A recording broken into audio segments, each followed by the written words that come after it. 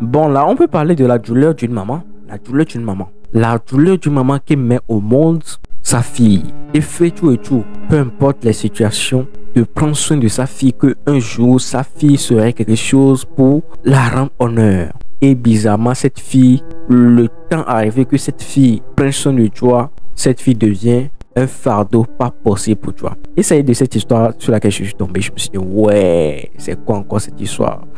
Apparemment, il s'agit, les deux, la mère et la fille, ce sont des personnalités publiques. Et je pense que là, il y a une chose de jalousie entre la fille et sa mère. Mais le problème part plus au côté de la fille, puisqu'il y a eu des antécédents lorsque la petite fille était un peu plus jeune. Il y a eu certaines choses, certaines situations qui se sont produites, qui ont poussé cette fille à réagir comme ça, même depuis sa naissance. Je vais vous laisser regarder l'histoire et n'hésitez pas à me dire ce que vous en pensez dans les commentaires. C'est votre gars SLM et peu importe ce qui va se passer.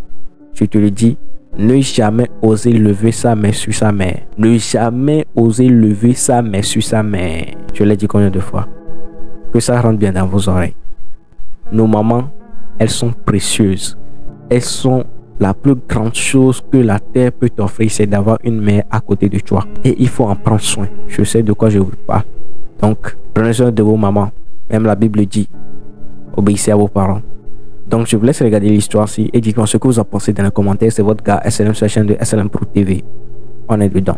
La dernière fois, elle vous dit qu'elle a vu un psy, mais elle ment. Elle n'a jamais vu de psy. C'est une fille qui raconte un peu. C'est une pas flotteuse. Ouais. Le mot est très juste, laissez-moi parler. Je veux simplement que Cassandra me laisse tranquille, me laisse vivre. J'ai 66 ans bientôt. Sur 66 ans, je n'ai vécu que 20 années. Je veux aujourd'hui dire à Cassandra de me foutre la paix. Je lui ai donné la vie, je l'ai élevée jusqu'à l'âge de 24 ans dans ma maison. Je l'ai aidée jusqu'à 33 ans aujourd'hui qu'elle a. Je vous disais tantôt, il y a un mois, je l'ai hébergée. Elle était en plein hiver, elle m'avait tout cassé chez moi. Elle est venue chez moi, et je l'ai accueillie. Elle a voulu que j'avais tout refait. Je ne veux plus être terrorisée. Vous lui avez pardonné? Je pardonne, le pardon est divin. Mais je veux rester tranquille. Est-ce qu'elle s'est demandé une... Cassandra peut me laisser par terre. Malade, elle s'en fout. Mais elle, quand elle est malade, il n'y a même pas longtemps, j'étais là pour elle. Très bien. C'est moi qui l'ai éduqué. Son père était absent. Tout ce que Cassandra a fait, c'est moi qui l'ai mis à l'école. C'est moi qui ai tout payé. C'est moi qui ai tout fait. Vous savez comment je garde mes enfants? Je suis venue encore ici avec sa nounou. Celle qui l'a aidée quand je ne marchais pas. Je suis venue avec sa dernière servante qu'elle ne payait pas et que je paye derrière. Je soutiens les enfants. Elle ne sait même pas. Je fais des choses. Il y a des gens qui peuvent témoigner. Quand quelqu'un se lève à 6h30 du matin de chez elle pour venir frapper sa mère, parce que j'ai simplement dit à une interview, on m'a dit, toi, quel âge tu as? J'ai dit mon âge. Ah, mais pour cet âge, très bête. J'ai dit oui, il faut que les jeunes me laissent tranquille. Je l'ai déjà dit ici. Pourquoi tu dis ça? Tu n'as pas honte?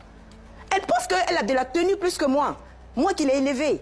Elle va chez les personnalités, chez les gens pour gâter mon nom. Mais chaque personnalité chez qui elle rentre, la reçoit avec bienveillance à cause de moi. Mais après, derrière, ils m'appellent pour me dire. Parce qu'ils ne peuvent pas lui faire la morale. Cassandra n'a qu'à arrêter. Tina, elle a vu l'évolution. Elle est venue chez moi. Elle a vu la porte, elle a vu ma robe. Je me promène avec cette robe. Je vais vous l'envoyer, la robe, elle est là. Hein. Elle est venue à 6h du matin, me déshabiller. Me frapper. Et les gens ont filmé. J'ai le film.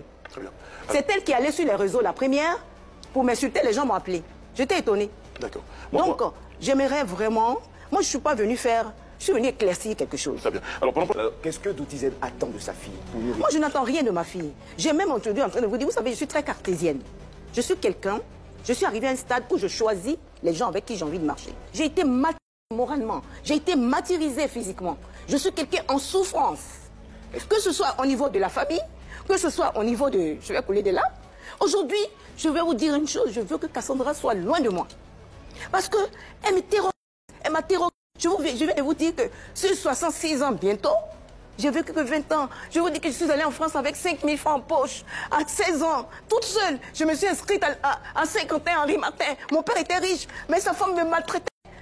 Je suis allée seule. Ma mère travaillait pour 40 000. Mon billet, il me manquait 40 000. Elle a pris tout son salaire pour compléter. Je suis allée tout ce parcours. Je l'ai fait seule. J'ai accouché mes 2 enfants seule. J'ai fait tout, toute seule. Alors un enfant qui ne reconnaît pas, qui est tout en train de me mater. Je ne dis rien par cause de mes 2 petits-enfants, qu'elle m'aide aussi d'ailleurs. Ces enfants aujourd'hui sont terrorisés. Elle veut pas que je les voie. Mais je les vois, moi, autrement. Hein? Je suis fatiguée. À un moment, on dit, stop. Cassandra m'a traumatisée comme son père. Elle continue à me traumatiser. Cassandra rencontre du n'importe quoi. On dit que des fois, quand elle parle de moi, j'ai comme l'impression qu'elle parle de quelqu'un d'autre.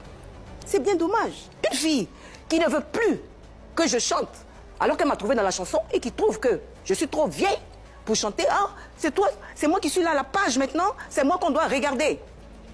On appelle ça, il y a un mot pour ça. Quand je m'habille, oh, une vieille comme toi, regarde comment tu es, et tout et tout. Mais écoutez, un enfant qui vous dit des maladresses, des méchancetés, les choses se gâtent à l'âge de 13 ans. Quand elle a eu 13 ans, c'est la première fois qu'elle va porter sa main sur moi. Alors, à 13 ans? À 13 ans. D'accord, est-ce qu'on peut revenir vite fait, mais vraiment oui, c'est un peu douloureux parce que d'après elle, elle s'est fait, je ne peux pas dire le mot, par quelqu'un. Et cette personne, j'ai voulu le mettre devant ses faits accomplis. Et cette personne m'a dit que non, c'était consentant, parce que c'était elle qui poursuivait la personne. Et après, pour ça, elle m'a porté en plein ma courir et j'ai laissé, elle m'a porté mal, déchiré tous mes trucs. J'ai laissé faire, j'aurais pas dû. J'ai laissé et ça commençait à continuer. Et ça s'est amplifié quand j'ai accepté, quand mon ami et frère, M. Joseph Andiouk, a accepté de la prendre sur la chroniqueuse. Elle y entre grâce à vous. Voilà, elle entre grâce à mon ami Joseph Andiouk. Je voudrais ouvrir un petit pan.